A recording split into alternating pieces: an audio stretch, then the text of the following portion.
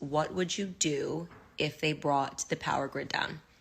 And by they, I mean if the government purposefully brought the power grid down. And I'm not asking that question for fun. I'm asking that question because the World Economic Forum is predicting that a cyber pandemic, you can look this up, they've been running exercises about it this year, is inevitable. You're probably saying, what is a cyber pandemic? Doesn't make any sense. Like, what are we even talking about? Well, first and foremost, the reason I'm even paying attention to the World Economic Forum and their exercises is because they notoriously, in 2019... Welcome to On Assignment with Eli and Patricia. Could this be happening? Are they planning the next thing? Is this what they're up to? We know they are mandated, according to their religion, to pre-inform us of the things that they are intending to do. Mm-hmm. And so when you see, by the time we're done with this video, you're going to see, right, what they have been suggesting over the last couple of years or so, the things that they have been intimating, so you can see where their heart and their minds are, so that you can determine whether or not this is something that we need to be prayerful about right now. Right now, let's take a look at this next clip. Pay insufficient attention to the frightening scenario of a comprehensive cyber attack, which would bring to a complete halt to the power supply, transportation, hospital services, our society as a whole. The COVID-19 crisis would be seen in this respect as a small disturbance in comparison to a major cyber attack. For those of you that don't know, that's Klaus Schwab, the head of the WEF. Mm-hmm. Is he telling us what's getting ready to happen? Mm-hmm. Is he showing us what's to come? Interesting, though.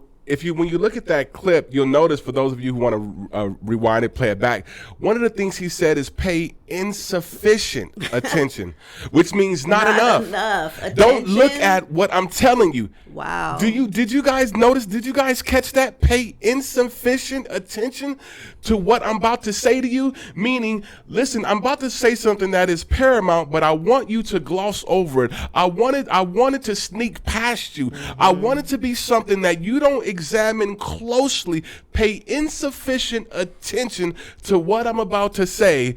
That means we need to be paying sufficient attention, right, to what he's saying, because that is something that when they begin to scheme and talk about the things that could happen, as if these things all are done by, Casper the Friendly Ghost. Mm-hmm. No, these things are carried out by actors. Now think about this. If they're saying this thing could happen, from who?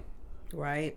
See, that's the part. They talk about terror, but one of the things that they fail to acknowledge, or that they try to withhold, is the fact that the things that they are planning, the reason why they are able to come forward, why they can seem to prognosticate with startling 100% accuracy, right, is not because they are connected with God, but in fact because they are the ones perpetrating the very things that they have been warning us about. They are the actors, and so they can tell you, yeah, you should watch out for this in a couple of years, or you should watch out for that. Why? Because this is what we're going to do. And I think the thing about it is that for too long, people have been paying insufficient attention to the things that they've been doing. I was just getting ready to say that this is what they count on, and this is why the Lord is always saying be alert and watchful, because they sneak a lot of things in. They let it pass by you all through your subconscious so that you don't pay attention, and they can just sneak up on you at any moment. But right there, he's showing you what he's doing and what's getting ready to happen. Let's look at this newspaper article. Senators get satellite phones as a means of enhancing security amid growing threats. Why would they need satellite phones, and who is making these threats? What growing threats? What growing threats? And it's I think once you start to realize that that the concerns that they have coincide with the predictions that they have made, then the real enemy is not someone outside, but in fact it is someone inside. And they're showing us, I mean, that's a means of communication when the power grid goes down, when they do some type of attack. Why would, if they weren't behind it and there was an actual threat, why wouldn't they be telling the public to, or finding a way for the public to also have a means of communication for their family members and things of that sort? It's because they get order out of chaos. This is another way for them to control a situation. Well, you know, and to my wife's point, when you see the kind of whole order out of chaos, you know, what you see is these things are there's a series, they predetermined a series of events to bring in the kind of collapse that would allow them to consolidate, to bring the kind of consolidation that they would need to assume the totalitarian idea that they have in their heart and in their mind and in their imagination for their idea of what redefining and reimagining society and the world as we know it. And so when you see these things being done, or them preparing for impending attacks and things of that nature, just like my wife said, why are they not communicating it to people in a way and helping to make proactive arrangements for people to be prepared, for communities to be prepared, right? So that the infrastructures and things of that nature could be prepared in case that there was something, you know, community centers and with food supplies and water supplies and right, you know, but those things are not being implemented, right? Instead, money is being sent to other places, while we are left kind of hanging on the vine, and that alone, those decisions alone, let you know that the attackers will not be of a foreign nature, but they will most likely be of a domestic kind. Let's see some of the reasons why they're probably not telling the public exactly what's going on. So Microsoft warns that China hackers attacked U.S. infrastructure and are currently attacking U.S. infrastructure right now.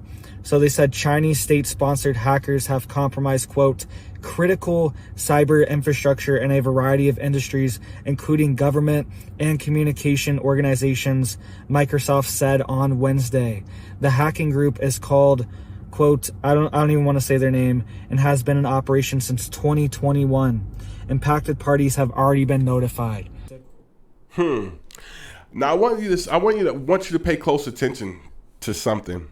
When they give you the boogeyman, 9 times out of 10, it's not the person it's not the people that they are preemptively placing the blame on.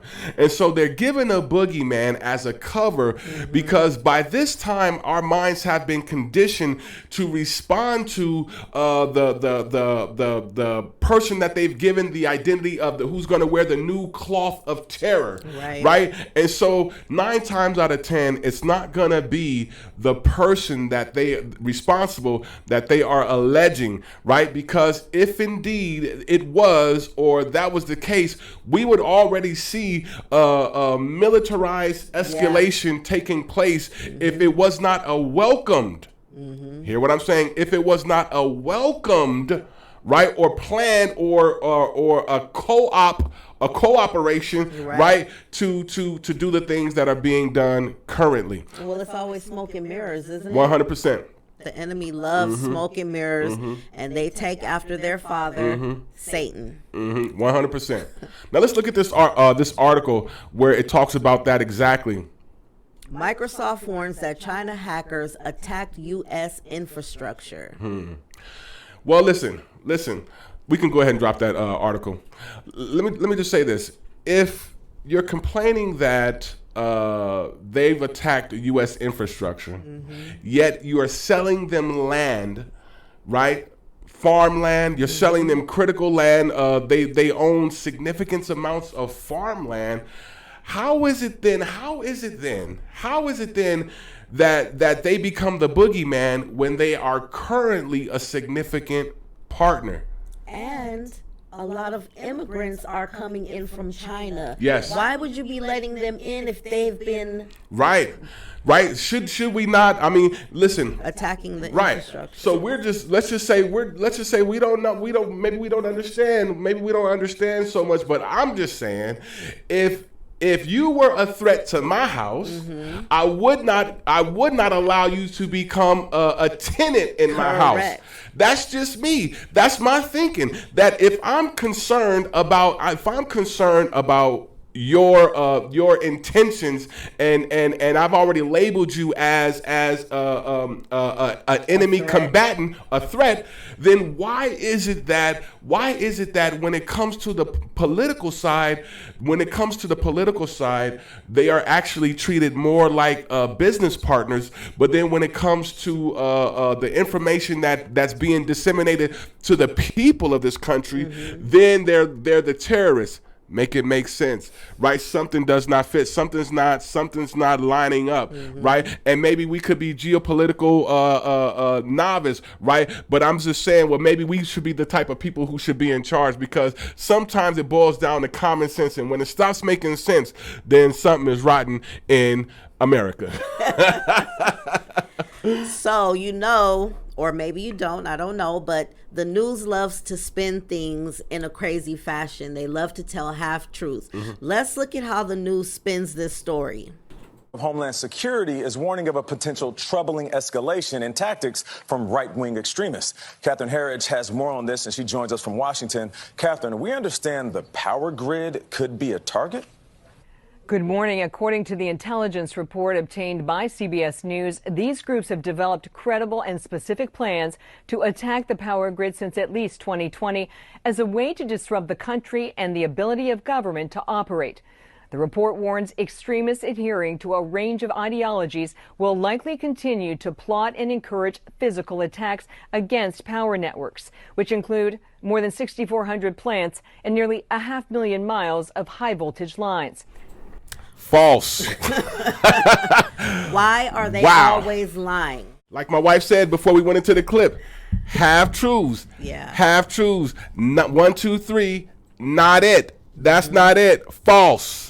Right? False report. Now, what you do see is a conditioning. So they're saying, listen, we want to prepare the minds for what's going to happen, but again, we want to conceal the ones responsible for its happening, or we want to misdirect. These are the seeds of psychological operations. These are psyops these are the reasons why so many people find themselves at odds when events and things take place. They don't know who to blame. They don't know who to turn to, and it often leads to infighting between the citizens. Why? Because they've done so much conditioning that when people look to blame somebody, you see, that's part of the fallen state of human nature.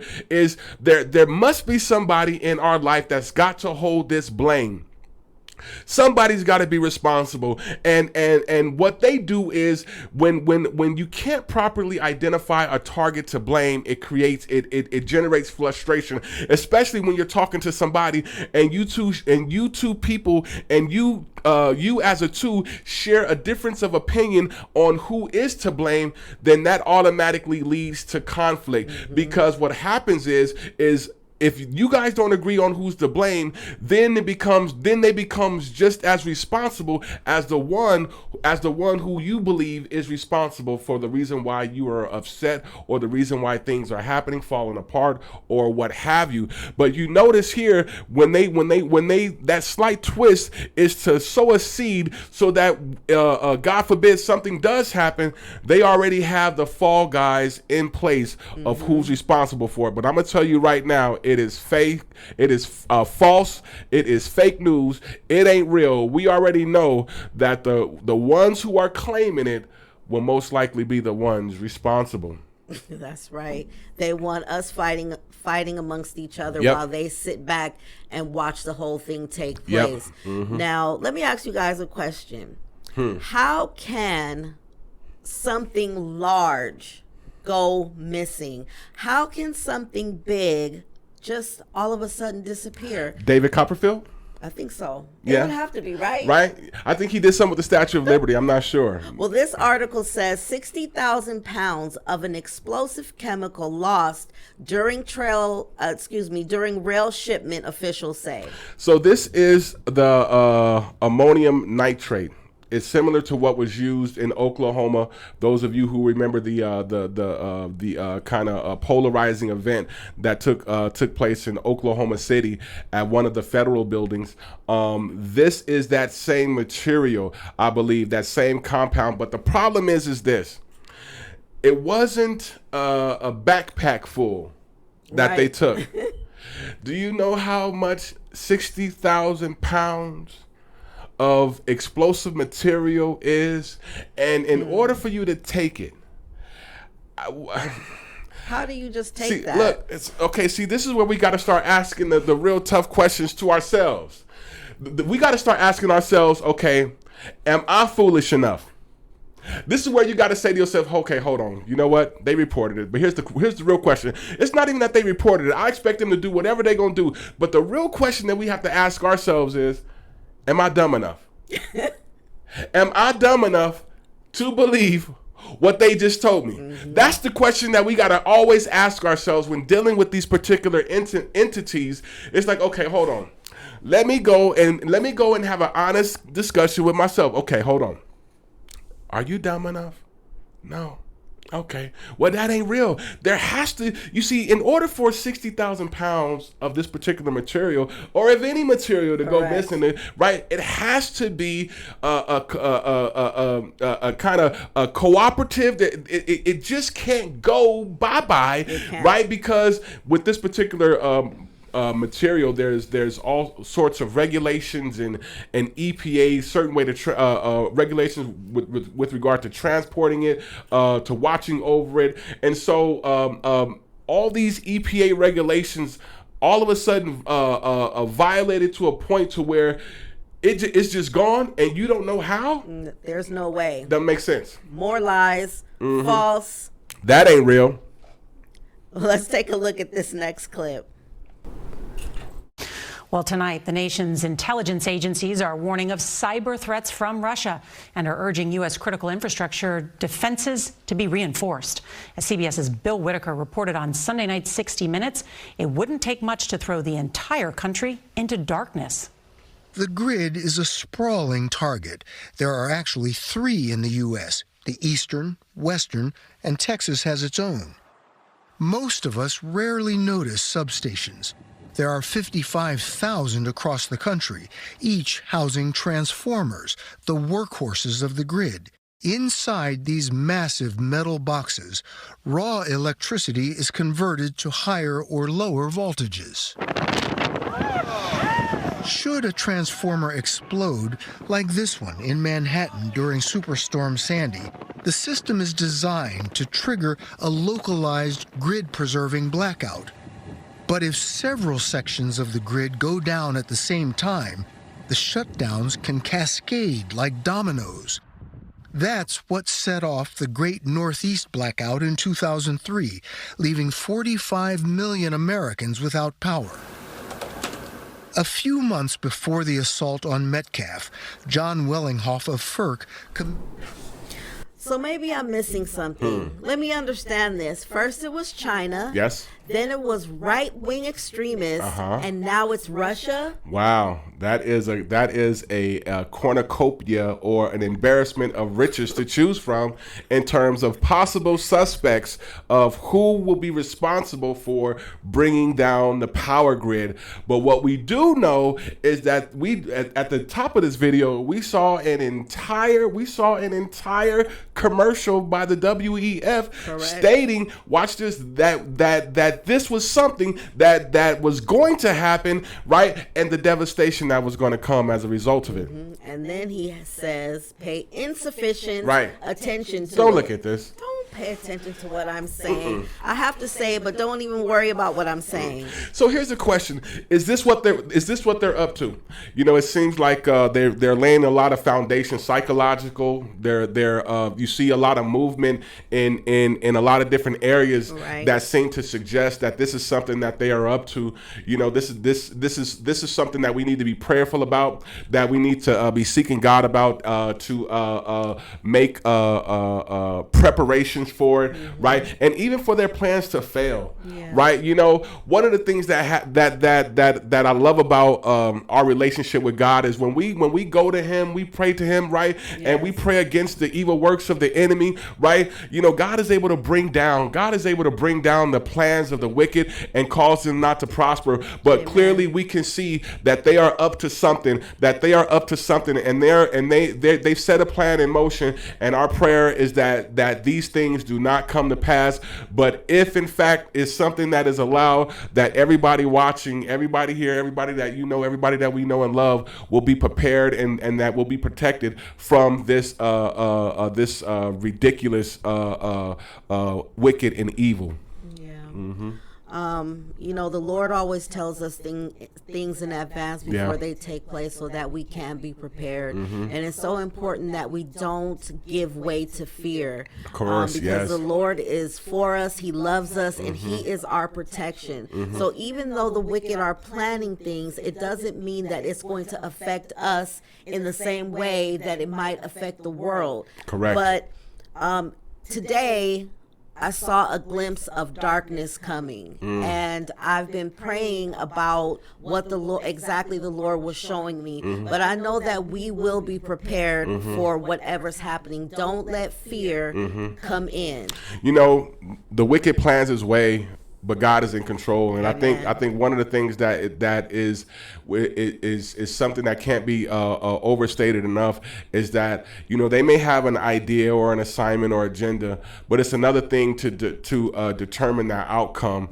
And I think there's a wake up there's an awakening that is happening that is causing people to see things differently, and to really kind of get a glimpse at the real driving forces of our world, and to see who's behind what and what's going on, causing them to be awake and causing them to be more alert, which will not allow them to have, because it's one thing to set in motion, but their goal is always for the kind of the fallout that comes with it, right? The infighting, the bickering, the chaos, right? That's the events are necessary to kind of spur these kind of subsequent events, right? And when we become awake, when we begin to unite and we begin to see what's going on and not allow them to have the subsequent outcomes that they are hoping for, it really begins to change their level of control and ultimately their level of effect. We do want to make sure that we reference and mention our sponsor, Made to Flourish, home of the healthy hair. If you have not had a chance to pick up these wonderful hair care products, you need to do it, right? You know, we constantly get reviews and letters and emails about how people's hair is growing, people's hair is just being restored and revitalized, and so you know, in my humble opinion, I think Made2Flourish.com is the best hair care company on the market. You know, we really do prioritize using the best ingredients so that people get the best results. Amen.